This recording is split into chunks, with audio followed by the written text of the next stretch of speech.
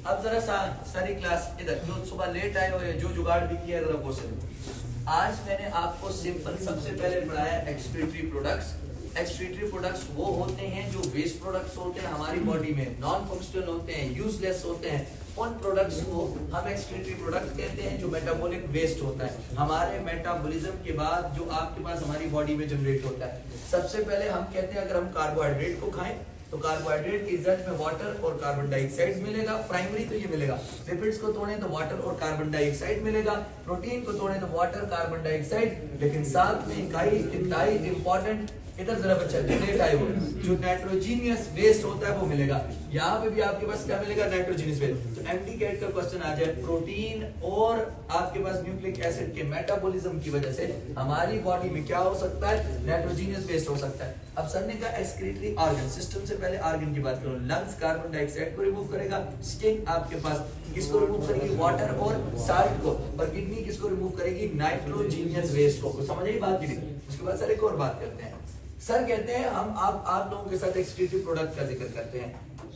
Animals के अंदर 3 तरह के एक्सक्रीटरी प्रोडक्ट्स होते हैं, जिसमें पहला अमोनिया NH3, दूसरा यूरिया CONH2, आगे और ब्रैकेट के बाद फिर 2 आ गया। उसके बाद सर ने कहा यूरिक एसिड C5H4O3N4। दोबारा बता रहा हूँ, जो बच्चे हम टिकेट की तैयारी कर रहे हैं कि मेरा बच्चा ये वाली जो चीजें हैं इनको आप लोगों ने याद रखना है। ये सबसे ज्यादा टॉक्सिक, ये उससे कम टॉक्सिक, 1 लाख गुना कम टॉक्सिक है, और ये उससे भी ज्यादा कम टॉक्सिक है। तो एमडी कैट में क्वेश्चन आ जाए, इसको बीच में से उड़ा दें कि आपके पास तकरीबन इसकी टॉक्सिसिटी और इसकी टॉक्सिसिटी में मोर देन 1 लाख टाइम का डिफरेंस है। ठीक है, ये इतना डिफरेंस है। ये हाईली सोल्यूबल, ये लेस सोल्यूबल, ये लीस्ट सोल्यूबल। ठीक है, और उसके बाद सर ने कहा इसको 1 ग्राम को डिटॉक्सिफाई करने के लिए, रिमूव करने के लिए 500 मिलीलीटर वाटर, 50 मिलीलीटर वाटर, और यहाँ पे आपके पास 1 मिलीलीटर वाटर। फिर इसकी नेचर क्या है, अल्कलाइन, स्लाइटली अल्कलाइन या न्यूट्रल। इसकी नेचर क्या है, एसिडिक। एमडी कैट का क्वेश्चन आ जाए, if a cell has much of acidic condition, which of the metabolic waste must be more in them, it must be uric acid. ठीक है, ज्यादा कौन से वाला हो सकता है मेरे जब, यूरिक एसिड। अब सबसे इंपॉर्टेंट, ये प्रोटोजोआन आपके पास सैलिट्रेट और फिशेस में मिलता है, ये आपके पास मैमल्स में और ह्यूमन में मिलता है। अब ये आपके पास इंसेक्ट्स और बर्ड में मिलता है। यहाँ पे एग लेइंग रेप्टाइल्स भी हो सकते हैं। ठीक है, आपके पास एग लेइंग, हमने कहा यहाँ पे एग लेइंग्स में भी मिलता है। अब सबसे इंपॉर्टेंट बात, एमडी कैट के एमसीक्यू हो जाए, हमारी बॉडी में क्या हम 24 घंटों में यूरिक एसिड को रिलीज करते हैं? 1 ग्राम यूरिक एसिड को हम 24 घंटों में रिलीज करते हैं। तो ह्यूमंस भी 24 आवर में 1 ग्राम यूरिक एसिड को रिमूव करते हैं, बिल्कुल स्लो करके समझाने के लिए। अब आ जाओ sir excretory system. Excretory system पहले हमें पता हो 3 चीजें एक्सक्रीशन में मदद करता है। एक्सक्रीशन का मतलब टॉक्सिक मटेरियल को रिमूव करना। उसके बाद सर ने कहा एक होता है एजिशन, एक होता है सेक्रीशन। एजिशन का मतलब अनडाइजेस्टेड को रिमूव करना, और आपके पास सेक्रीशन का मतलब आपके पास यूजफुल मटेरियल को प्रोड्यूस करना। अब जल्दी बताओ, एक्सक्रीटरी सिस्टम में हमारे पास यूरिनरी सिस्टम के 3 basic component, kidney, ureter, urinary bladder and urethra. अब सबसे पहले आओ किडनी।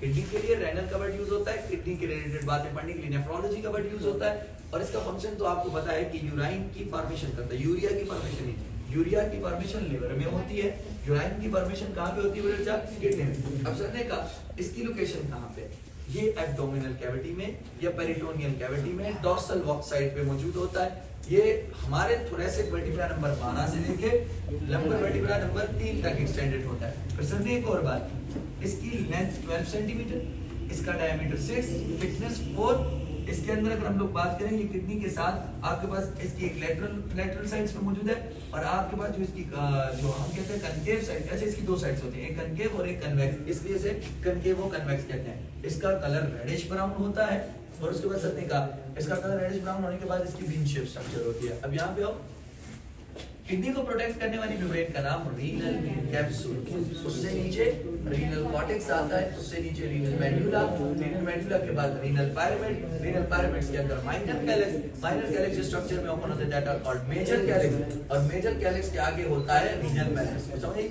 जी सर।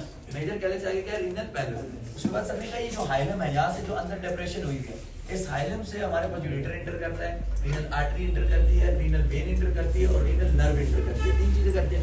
उसके बाद सर ने कहा ये स्ट्रक्चर को ये आपके पास मस्कुलर ट्यूबुलर स्ट्रक्चर जो स्मूथ मसल से मिलकर बना है, दिस इज कॉल्ड यूरेटर। इसका काम होता है कि इधर से यूराइन को लाके आपके पास यूराइन ब्लेडर मिला है, यूराइन ब्लेडर का काम होता है स्टोर। अगर एमसीक्यूज आ जाए which of the following structure is involved in the transport of urine, या आपके पास ट्रांसफर, तो वो यूरेटर हो सकता है। और जो स्टोरेज में इन्वॉल्व है वो आपके पास कौन आ गया, यूराइन ब्लेडर। एक पेयर शेप स्ट्रक्चर है, पेल्विक कैविटी के आसपास होता है। इसके अंदर 0.5 से 1 लीटर क्या मौजूद होता है मेरे साथ, यूराइन स्टोर हो सकता है। इसके 2 मसल्स होते हैं, एक आपके पास स्मूथ मसल होता है, दूसरा स्केलेटल मसल। स्मूथ हमारे कंट्रोल में नहीं होता, स्केलेटल हमारे कंट्रोल में होता है। लास्ट में सर ने कहा आपके पास एक स्ट्रक्चर होता है जिसे हम लोग यूरेथ्रा कहते हैं, और यूरेथ्रा जो है वो आपके पास मेल एंड फीमेल में डिफरेंस है। मेल में 2 से 3 सेंटीमीटर, फीमेल में आपके पास 20 मेल में आपके पास 20 सेंटीमीटर और फीमेल में 2 से 3 सेंटीमीटर। फीमेल के अंदर सिर्फ यूराइन की ट्रांसपोर्ट करता है, मेल के अंदर यूराइन और स्पर्म की दोनों की ट्रांसपोर्ट करता है। मुझे बताओ क्लियर हो गई बात की? Yes sir. अरे सर ये पॉइंट हमें समझ आ गया। अब इसके बाद आगे बढ़ते हैं।